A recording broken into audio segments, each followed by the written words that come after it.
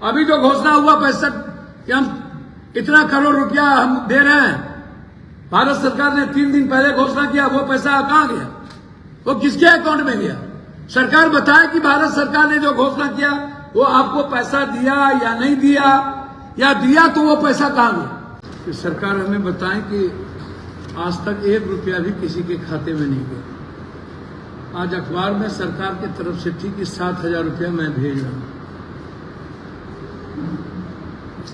जहां भी सरकार का कम्युनिटी किचन था वो बंद हो गया। सिर्फ पप्पू यादव का कम्युनिटी किचन चल रहा है। अभी तक हमने 7 लाख पैकेट राशन भेजा है सभी जगह, 7 लाख सूखा राशन। सरकार हमें बताए कि आप सूखा राशन अभी तक कहां तक? आप एक दिन हेलीकॉप्टर से आप सूखा राशन देने का प्रयास किए, वो भी 6 दिनों के बाद। 6 दिनों के बाद आपका एक हेलीकॉप्टर क्रैश कर गया और फिर आपने सूखा राशन खाना गिराना बंद कर दिया। 32 लाख व्यक्ति प्रभावित है, आप कह रहे हैं 17 लाख। सर्वे किसने किया? गांव के भीतर कौन गए? गांव के भीतर, बांध के भीतर एक भी मवेशी नहीं बची, एक भी कच्चा घर नहीं बचा, एक भी टीन फूस का और भीत का मकान नहीं बचा, एक भी अनाज नहीं बचा जो पक गए, किसी के कपड़े नहीं बचे। और किसी को यह उम्मीद नहीं थी कि रात में पानी आएगा। सब बेफिक्र को सोए हुए थे। लोगों को लगा कि हम मवेशी को खोल देते हैं, मवेशी बच जाएगा, मवेशी बच जाएगा। सबने अपने अपने मवेशी को खोल दिया और किसी की मवेशी नहीं बची। एक गाय जिंदगी होती है, एक भैंस गरीब के लिए जिंदगी होती है। वो कल के दिन गाय और भैंस के बच्चे से अपनी बच्ची की शादी करता है, अपने बच्चों की परवरिश करता है, और वो गायब हो गया, वो खत्म हो गया। आप हमें बताएं, आप कोई अस्थायी समाधान नहीं निकालते। 5,000 करोड़ रुपया अगले बार जब पीएम आए थे तब घोषणा हुई थी, वो पैसा कहां गया? अभी जो घोषणा हुआ 65 कि हम इतना करोड़ रुपया हम दे रहे हैं, भारत सरकार ने 3 दिन पहले घोषणा किया, वो पैसा कहां गया? वो किसके अकाउंट में गया? सरकार बताए कि भारत सरकार ने जो घोषणा किया वो आपको पैसा दिया या नहीं दिया, या दिया तो वो पैसा कहां गया? ये बताना चाहिए सरकार को। हमने सरकार से लगातार, मेरा डिमांड है 2 लाख रुपया का, कि हर बाढ़ प्रभावित परिवार में कोई आप चावल, गेहूं, आटा मत दीजिए। आप बाढ़ क्षेत्र घोषित करिए, चाहे अमोर हो, रोहटा हो, बासी हो, बैसा हो, चाहे रुपौली हो, चाहे कुर्सेला हो, चाहे बारसोई हो, चाहे मनिहारी हो, चाहे बरारी हो। आप बाढ़ क्षेत्र घोषित करिए, नौगछिया हो। आप कोसी, सीमांचल, मिथिलांचल से लेकर के छपरा का इलाका, मुजफ्फरपुर, सीतामढ़ी, मोतिहारी, दरभंगा, 7 बांध टूटी है, एक नहीं। और हम 4 बांध पे जा चुके हैं। परसों कुशेश्वर में रात में गिरते गिरते बचे। एक भी जगह जनरेटर नहीं है, कहीं औरतों के लिए बाथरूम की व्यवस्था नहीं की गई, कहीं चापाकल नहीं है। लगभग जगह जनरेटर पप्पू यादव को देना पड़ा, लगभग जगह चापाकल हमने खरीद के दिए। 46 9 दिए हैं अभी तक हमने अपने ऑन निजी फंड से। 46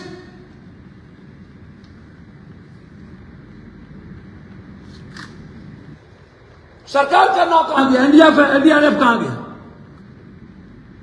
और एनडीआरएफ जहां है वहां पर सीओ कह देता है कि तेल की व्यवस्था नहीं है, तेल खत्म हो गया।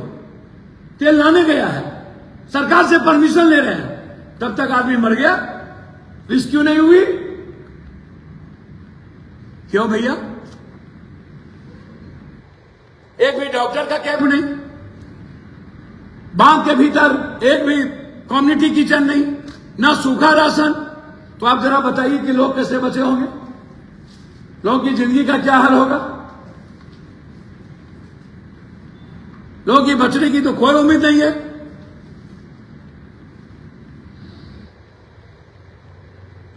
हालात अच्छे नहीं है। आपने पूर्णिया में कहां कहां कम्युनिटी किचन चलाया भाई? आपने राशन कहां भेजे? यदि 3000 आदमी हैं तो 40 आदमी को राशन भेज दिया। यहां जिला पार्षद है बैठे हुए।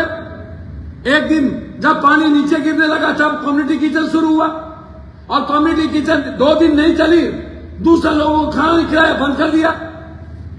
बिल बन गए। कटिहार की वही स्थिति, पूर्णिया की वही स्थिति, अररिया की वही स्थिति, मधेपुरा, सुपौल, सहरसा की वही स्थिति, किशनगंज की वही स्थिति। अभी जो डगरवा और भैंसी का इलाका पूरा का पूरा जलमग्न है।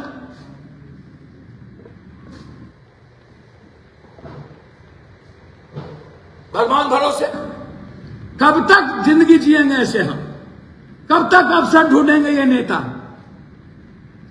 72 घंटा से पहले इनको सूचना मिल चुकी थी कि इतना क्यों पानी छोड़ा जाएगा। फिर हमारे कोसी, सीमांचल, मिथिलांचल की जनता को इन्होंने बचाने का प्रयास क्यों नहीं किया? इन्होंने बांध के भीतर से सबको निकालने का प्रयास क्यों नहीं किया? क्यों डूबने पर छोड़ दिया गया? क्यों मरने पर छोड़ दिया गया? सभी नेता मस्त, कोई कहीं, कोई कहीं, कोई कहीं, कोई कहीं। बिहार की जनता के प्रति इनकी जिम्मेदारी नहीं है। आज एक भी हेलीकॉप्टर नहीं है। आज इनके पास इतने पैसे नहीं है। चुनाव में ये 4 करोड़, 10 करोड़, 20 करोड़ रुपया लगाते हैं एमएलए, एमपी, मंत्री, संतरी में, लेकिन जनता को रोटी देने की बारी आती तो इनके जेब में पैसे नहीं होते। सबके पैसे खत्म हो जाते हैं। अपनी सियासत के लिए, इनके सत्ता के लिए पैसे होते हैं इन लोगों के पास। कब तक जात पात के आधार पर आप वोट दीजिएगा? कुशाह त्रासदगी को यदि हम ना भूले होते, जनता 2 क्विंटल, 4 क्विंटल अनाज पर यदि जनता ना भूली होती, आज तक रिहेबिलिटेशन नहीं हुआ, आज तक फसल क्षतिपूर्ति नहीं मिली, आज तक जानवर क्षतिपूर्ति नहीं मिली, आज तक घर क्षतिपूर्ति नहीं मिली, आज तक रिहेबिलिटेशन नहीं हुआ। जस का तस गाद है, और हम फिर वोट ले लिए।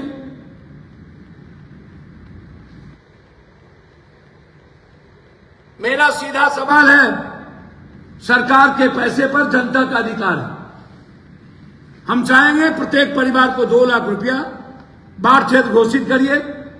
प्रधानमंत्री मुख्यमंत्री आवास योजना, यदि आपके नजर में 17 लाख हैं तो 17 लाख को आप मकान दीजिए, और फसल क्षतिपूर्ति की घोषणा करिए, आप लोन माफ करिए।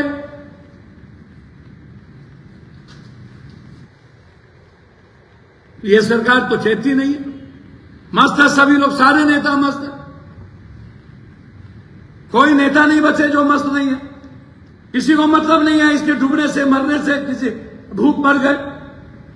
हम कुशेश्वर जा रहे थे, दरभंगा के एक मोड़ पर नगर आयुक्त, एसडीएम, जीटीओ, हमने कहा ये हम किचन के खाना खाते, और जब उधर से लौटे, साथ खाना खाए, लौटे तो कम्युनिटी किचन बंद। लौटे रात में तो कम्युनिटी किचन बंद।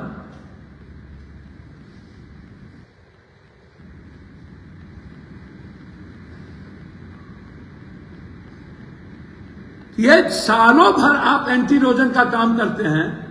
मेरा डिमांड है कि अविलंब पूरे कोसी, सीमांचल, मिथिलांचल के बांध को ऊंचा करिए, कंक्रीट बनाइए, अस्पर को लंबाई करिए।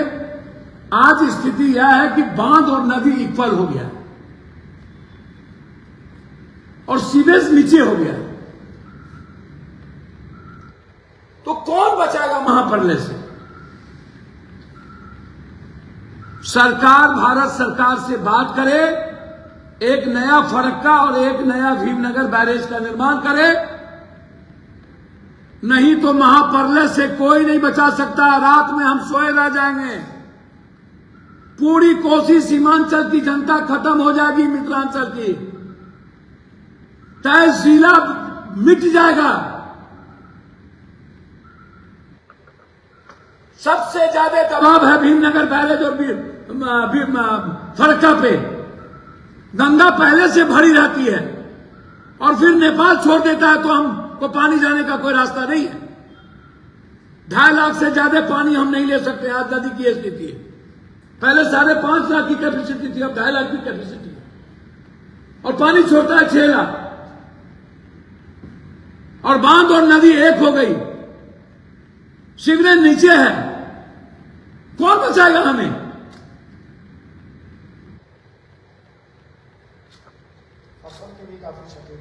नहीं, फसल तो खत्म, मैं तो बोल ही दिया भैया, हम तो कह ही दिया कि फसल तो बर्बाद ही हो गई, कच्चा घर तो बचा ही नहीं रहने के लायक, उसके घर में अनाज नहीं बचे, लगभग जानवर फंस गए, और आज तक सही राशन नहीं मिला। इसीलिए मैंने अकाउंट नंबर भी जारी कर दिया, और मैंने एक हेल्पलाइन आपके माध्यम से लोगों को दे रहा हूं, 06454 315488 06454 315488। ये मेरे ऑफिस का नंबर है, ये हेल्पलाइन मैं आपको दे रहा हूं पूरे बिहार को। मेरे अजय जी पीए का नंबर है 7903004031 7903004031। ये अजय जी का नंबर है। पटना राजेश पप्पू जी 9334993504 93349935004। और हिमांशु जी ऑफिस सेक्रेटरी जो दिल्ली में रहते हैं, उनका नंबर है 6207084398 6207084398। ये हेल्पलाइन है। आपको जहां भी बिहार में दिक्कत हो, आप इस हेल्पलाइन पे आप सूचना दें, हमारा आदमी आप तक तुरंत पहुंचेगा।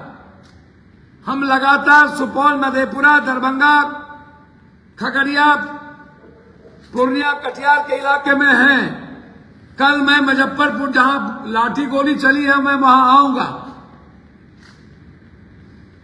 इसीलिए जहां भी, चाहे छपरा हो चाहे जहां के लोग हो, जहां आपको प्रॉब्लम हो, आप इस पर हेल्पलाइन पर आप मैसेज करें, ताकि हम तुरंत आपके लिए मदद कर सकें।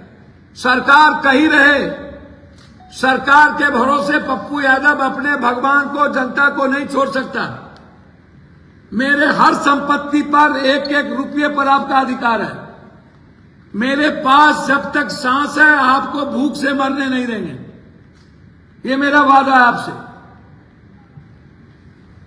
इसीलिए जहां भी जरूरत होगी, वहां हमारा रिलीफ टीम आप तक हर जिले में है, वो पहुंचेगा।